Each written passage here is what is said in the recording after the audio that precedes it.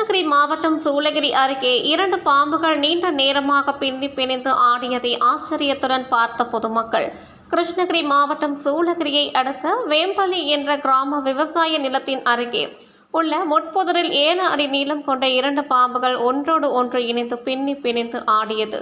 பொதுமக்கள் நடமாட்டம் நிறைந்த பகுதியில் பாம்புகள் விளையாடுவதை அப்பகுதியில் சென்ற பொதுமக்கள், விவசாய பணியில் ஈடுபட்டிருந்தவர்களும் ஆச்சரியத்துடன் பார்த்தனர். 2 பாம்புகளும் எழுந்து நின்றதைப் போன்று 5 அடி உயரத்திற்கு பாம்புகள் நீண்ட நேரமாக விளையாடியதை பொதுமக்கள் படம் பிடித்த காட்சிகள் வெளியாகியுள்ளது.